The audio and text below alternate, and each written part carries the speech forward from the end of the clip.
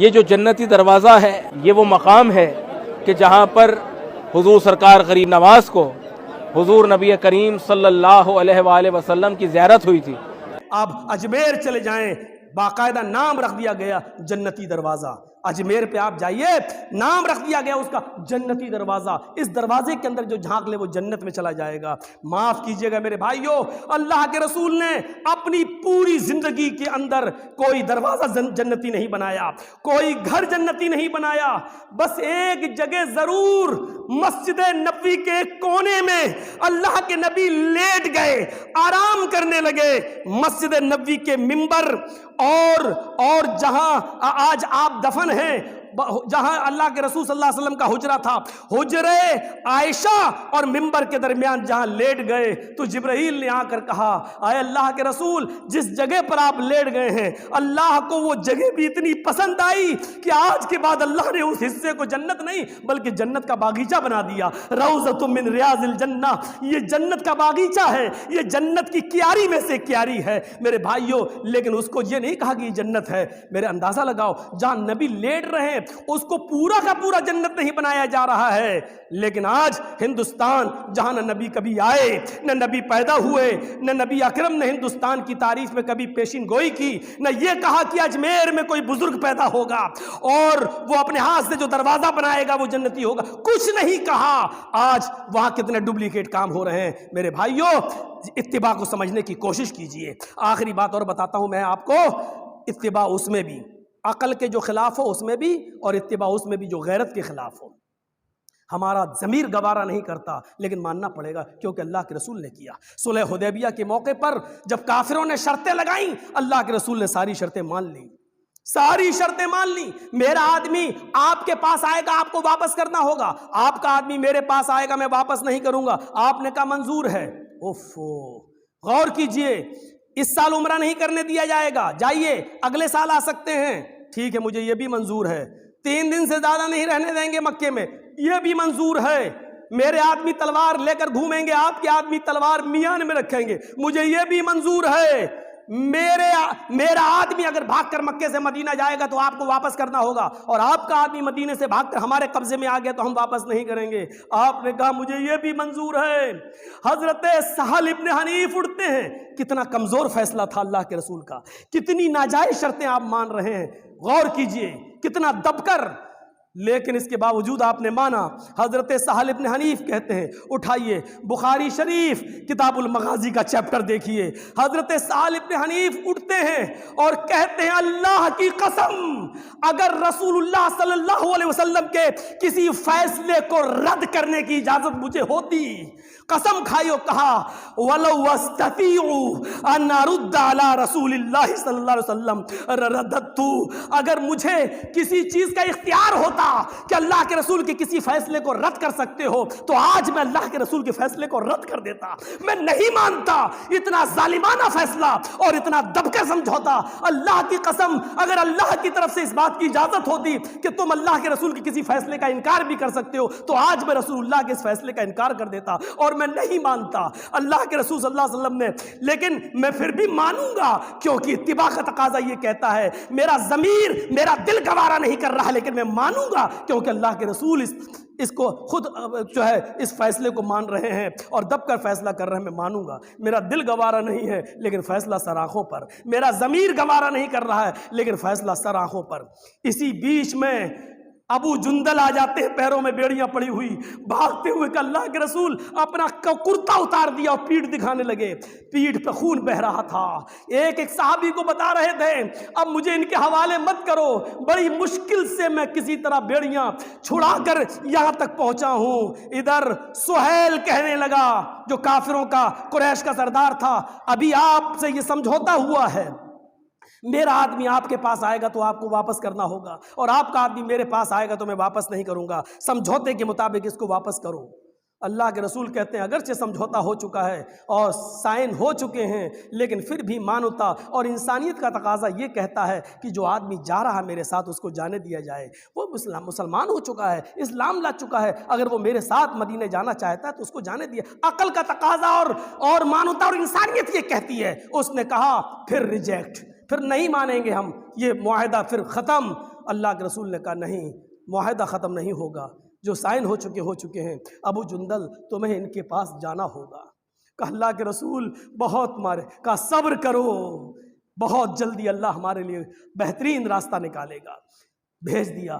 جس وقت ابو جندل سہیل جیسے ظالم انسان کے ساتھ اور مکے کے کافروں کے ساتھ حدیبیہ کے مقام سے واپس جا رہے تھے، اس وقت حضرت عمر کا سوال یہ تھا، السنا علی الحق وہم علی الباطل، اے اللہ کے رسول کیا ہم حق پر نہیں ہیں اور کیا یہ کافر جھوٹ پر باطل پر نہیں ہیں؟ اقتلانا فی الجنہ وقتلاہم فی النار، اے اللہ کے رسول کیا ہم اگر جنگ کریں ان سے اور لڑیں اور ہم مارے جائیں تو کیا جنت میں نہیں جائیں گے، یا ان کو اگر ہم مار دیں تو کیا یہ کافر جہنم میں نہیں جائیں گے؟ اللہ کے رسول نے کہا ہاں ایسا ہی ہے۔ کہا پھر لما نوت الدنیۃ فی دیننا، پھر اتنا ذلت بھرا آپ پھر اتنا منحوس فیصلہ کیسے مان رہے ہیں، پھر اتنا ذلیل کرنے والا فیصلہ آپ نے کیسے کر دیا ہے، کیسے کر دیا؟ حضرت عمر کا یہ سوال اور اللہ کے رسول کا جواب کہ آئے عمر جو میں دیکھ رہا ہوں وہ تم نہیں دیکھ رہے، جو میں سمجھ رہا ہوں وہ تم نہیں سمجھ رہے۔ غور کیجئے میرے بھائیوں، حضرت عمر کے کلیجے سے پوچھو، ان کے دل سے پوچھو کہ ابو جندل کو کیسے واپس کیا ہوگا، لیکن اتباع کرنا پڑی۔ کیوں کرنا پڑی؟ کیونکہ جناب محمد رسول اللہ نے اس فیصلے کو مانا۔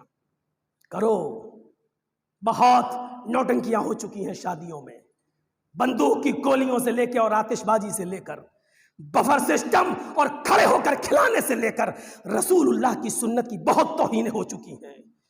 آئے سرمایہ دارو، آئے امیرو، آئے چودھریو، ڈر جاؤ اللہ کے عذاب سے، جس کی ہمت کبھی حضرت عمر جیسے جلیل القدر صحابی کو نہیں ہوئی ہے۔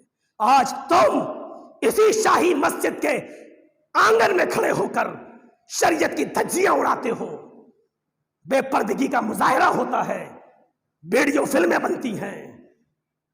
اتباع کا تقاضا سمجھنے کی کوشش کرو، سمجھنے کی کوشش کرو۔ حضرت عمر فاروق کہتے ہیں کہ ہم حق پر نہیں ہیں، کیا یہ جھوٹ پر نہیں ہیں؟ کیا ہم قتل کر دیے جائیں، مار دیے جائیں جنگ کرتے کرتے تو کیا جنت میں نہیں جائیں گے، اور ان کو مار دیں تو کیا ہم جہنم میں نہیں جائیں گے؟ یعنی ہم لڑنے مرنے کے لیے تیار ہیں، پھر آپ نے اتنا جھک کر فیصلہ کیسے کیا؟ اور اللہ کے رسول کہتے ہیں نہیں، میں نے جو کر دیا کرو، مان لیا۔ اور 2 سال کے بعد اس کا نتیجہ یہ نکلا کہ پورا کا پورا مکہ گرویدہ ہو گیا اور جناب محمد رسول اللہ کے آغوش میں آ گیا۔ میرے پیارے ساتھیوں، یہ اسی صبر کا نتیجہ تھا، اسی صبر کا اور اسی فیصلے کا نتیجہ تھا، پوری دنیا نے دیکھا ہے۔ اللہ سے دعا کیجیے میرے بھائیوں کہ اللہ ہمارے اندر اتباع کا جذبہ پیدا فرمائے۔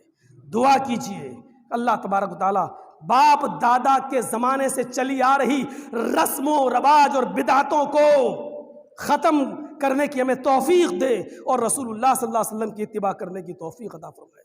آج کل زندگی کا بھروسہ نہیں ہے میرے بھائیوں، کون جانتا تھا؟ وہ ابھی دیکھ لیجیے آپ کے ہاں پرسوں نرسوں حاجی ایوب صاحب جو ہمارے دادا، ان کی اہلیہ کا انتقال ہو گیا ہے۔ اپنے متعینہ دن وہ جی کر اللہ کو پیاری ہو گئیں۔ دعا کیجیے اللہ رب العالمین سے کہ بارے اللہ ان کو کروڑ کروڑ چین و سکون راحت نصیب فرمائے، ان کی قبر کو نور سے بھر دے، ان کے گناہوں کو معاف فرما دے۔ کون جانتا تھا جامعہ سلفیہ کے ایک بہترین استاذ مولانا نعیم الدین سلفی، ابھی 1 ہفتہ پہلے ان کا انتقال ہو گیا۔ ایسی عمر نہیں تھی لیکن چلے گئے اس دنیا سے۔ علم کا کتنا بڑا خسارہ، اللہ رب العالمین ان کی قبر کو نور سے بھرتے۔ کون جانتا تھا جس شخصیت کو ہم نے اور آپ نے اٹاوا میں رکھا تھا، جس شخصیت کی عزت کی تھی، مولانا عتیق الرحمن مدنی، کون جانتا تھا؟ امریکہ اٹاوا سے گئے، امریکہ میں نوکری ان کی لگی، اور امریکہ کا ایک اسٹیٹ ہے ارجنٹینیا جس میں بہترین کام کر رہے تھے، خطابت کا، غیر مسلم ان کے ہاتھوں پر سینکڑوں کی تعداد میں اسلام لا چکے ہیں۔ 2-3 منٹ کا ویڈیو ان کا آیا، پچھلا جمعہ پڑھا کر ارجنٹینا سے، امریکہ سے جب وہ اپنے گھر کی طرف روانہ ہو رہے تھے اور ٹکر لگتی ہے گاڑی کی، آگے کی دونوں سیٹیں ختم ہو جاتی ہیں اور اسی حادثے میں مولانا عتیق الرحمن مدنی اللہ کو پیارے ہو جاتے ہیں، انتقال کر جاتے ہیں۔ علم کا سمندر، جس نے جامعہ سلفیہ میں جب تک پڑھا ہو ٹاپ کیا ہو اور جامعہ سلفیہ میں پوری پڑھائی نہ کر سکے ہوں، پھر دارالحدیث اثریہ میں آئے، جتنے دن پڑھے پورا مدرسہ انہوں نے ٹاپ کرتے رہے، اور جب اس نمبر پر جب مدینہ یونیورسٹی سے ان کو آفر آیا اور وہاں پڑھنے گئے تو آپ یقین مانیے 99.9 نمبر، 102 ملکوں کے بچے مدینہ میں پڑھتے تھے مدینہ یونیورسٹی میں، 102 ملکوں کے سارے، ہر ملک کا بچہ ذہین وہاں لیا جاتا ہے، اتنے ذہین بچوں میں مولانا عتیق الرحمن مدنی کا پہلا نمبر، جس کی علم کا جو سمندر، لیکن یہ زمین کھا گئی آسماں کیسے کیسے۔ میرے بھائیوں، ہم سب کا سفر وہی ہے، ہم سب کو وہیں جانا ہے، اس لیے خرافاتیں ختم کرو۔ اللہ رب العالمین نماز میں اور روزے میں کوئی کمی ہو سکتی ہے وہ معاف کر دے گا، لیکن یاد رکھنا خرافاتیں اور گناہوں میں اگر ہم نے جان بوجھ کر بدتمیزیاں کی تو اللہ رب العالمین اس کو معاف نہیں کرے گا۔ توبہ کا دروازہ کھلا ہے، لیکن اس گناہ کی توبہ کا جو بجہالت، جو جان بوجھ کر نہیں انجانے میں ہو جاتے ہیں، جان بوجھ کر گناہ کا معاملہ تو اللہ کے اختیار میں، وہ چاہے تو معاف کرے چاہے تو نہ کرے۔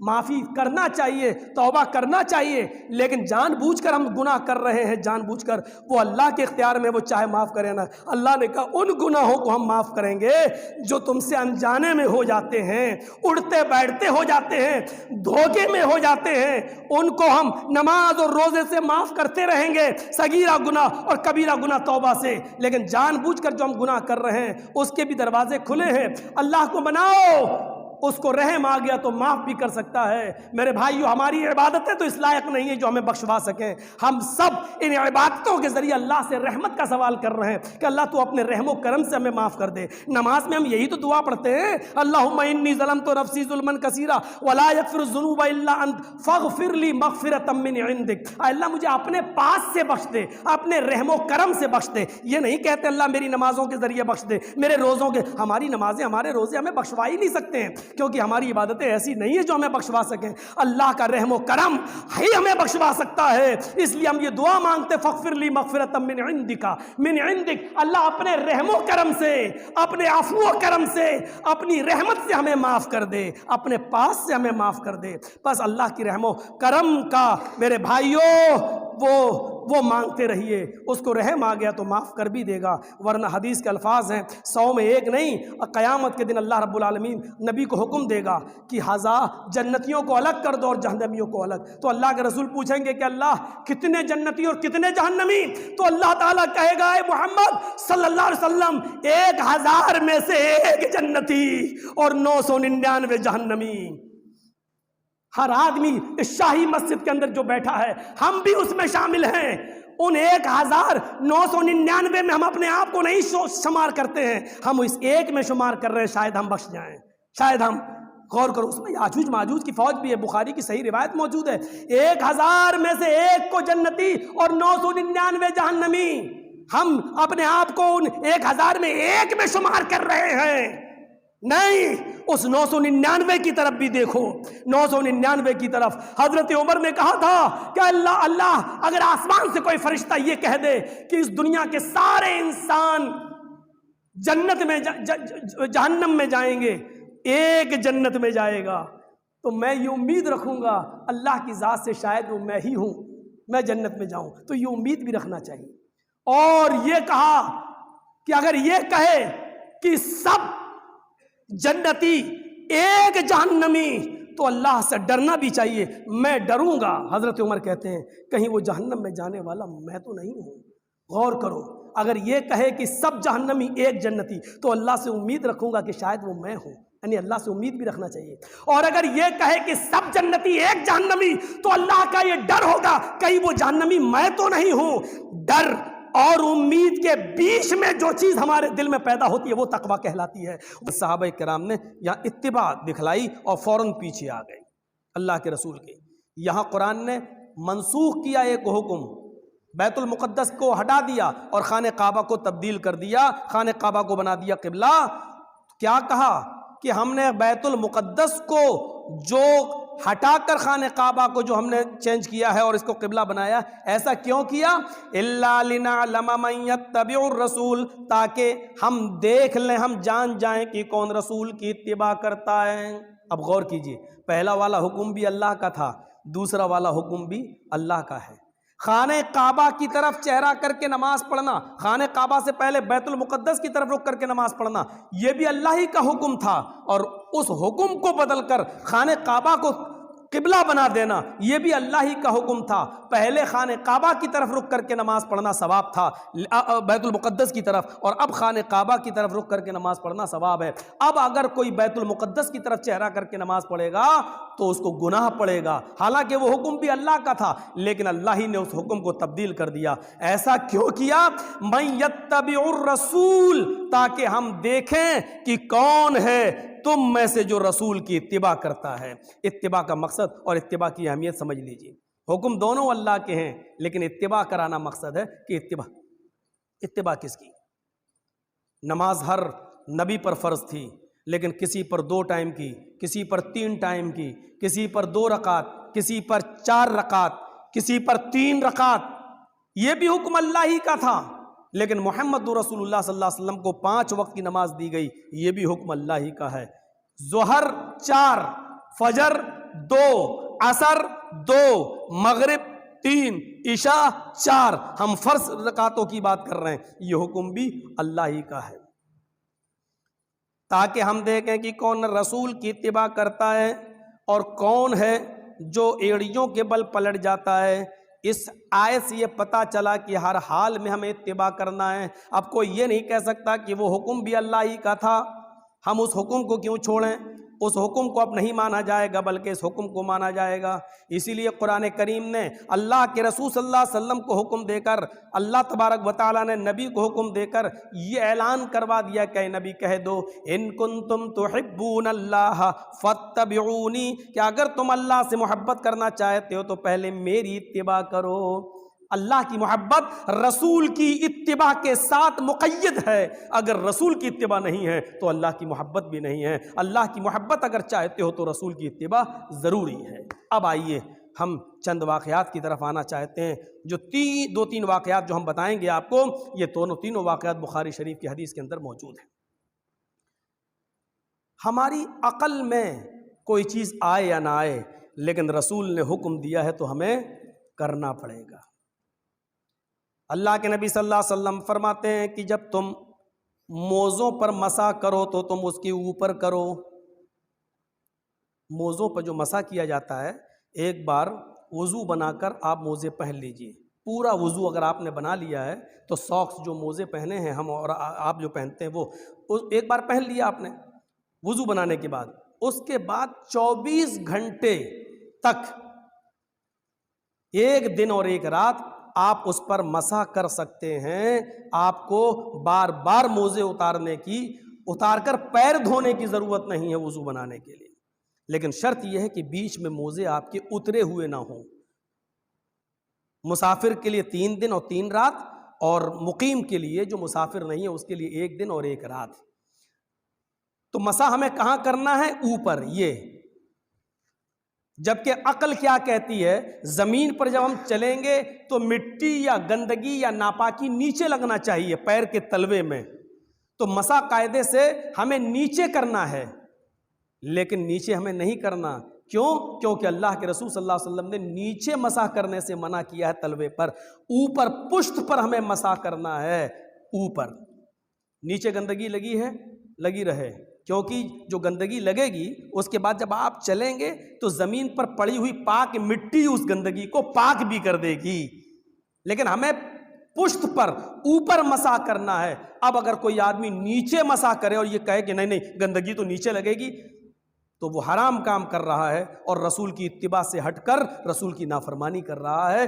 اس کا مسح بھی نہیں مانا جائے گا اور اس کا وضو بھی نہیں مانا جائے گا، اس کی نماز بھی نہیں ہوگی، عقل چاہے کچھ کہتی ہو۔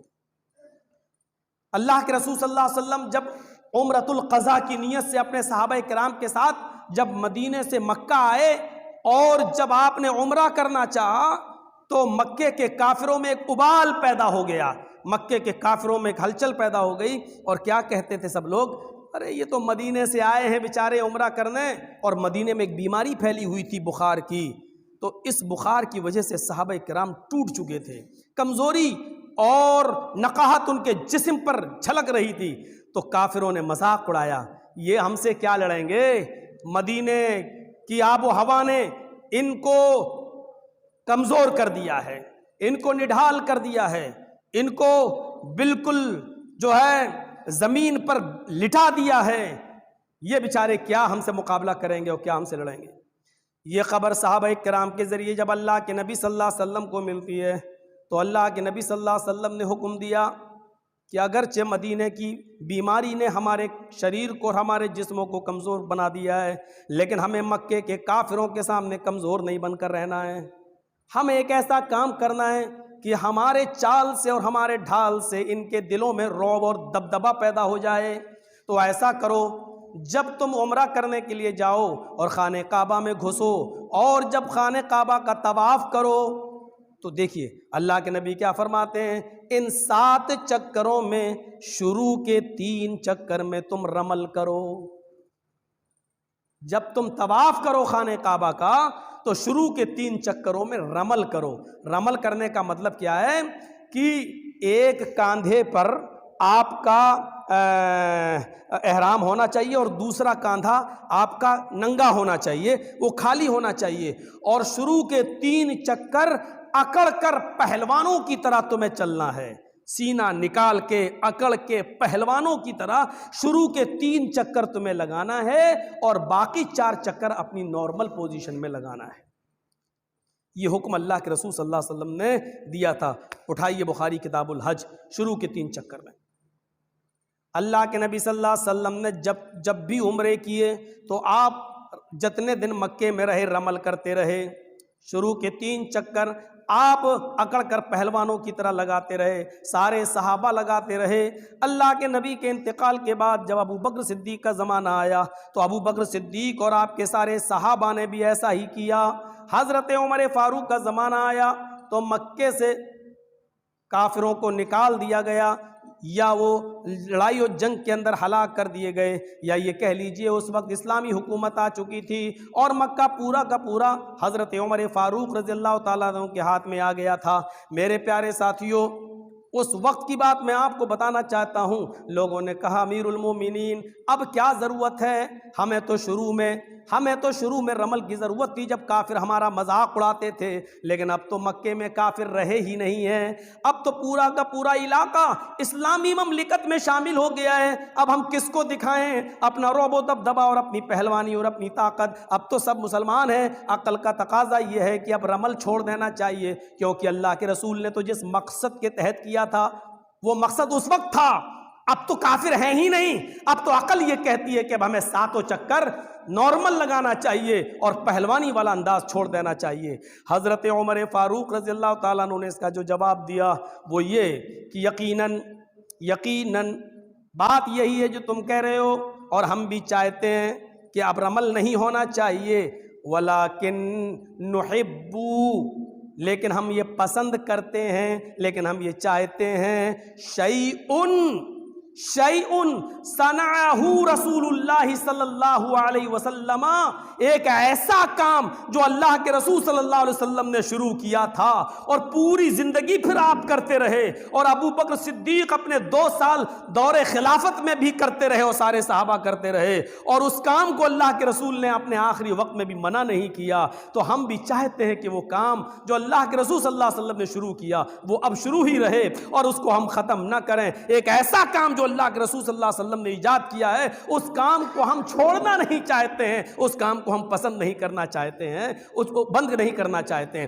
اب آپ اندازہ لگا سکتے ہیں میرے بھائیوں، عقل کہہ رہی ہے کہ اب رمل نہیں ہونا چاہیے، لیکن اتباع کا تقاضا یہ ہے، رسول اللہ صلی اللہ علیہ وسلم کی سنت پر عمل کرنے کا تقاضا یہ ہے کہ اس کام کو بند نہ کیا جائے، کیونکہ اس کام کو جناب محمد رسول اللہ صلی اللہ علیہ وسلم نے ایجاد کیا تھا، اس کام کو اللہ کے رسول صلی اللہ علیہ وسلم شروع کر کے گئے۔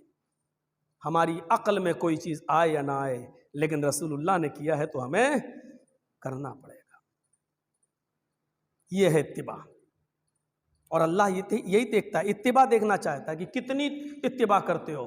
اپنے باپ اور دادا کے دین پر قائم رہتے ہو یا ہمارے شریعت پر، ہم نے جو نبیوں کو رسولوں کو جو شریعت دی ہے اور آخری نبی جناب محمد رسول اللہ کو بنایا ہے اس پر تم کتنا عمل کرتے ہو؟ کون نہیں جانتا ہے کہ پتھر کی عبادت یا پتھر کی پوجا اسلام میں حرام ہے۔ پتھر سے کوئی بھی چیز بنائی جائے اور اس کی عبادت کی جائے، اس کے سامنے رکوع سجدہ کیا جائے، حرام ہے۔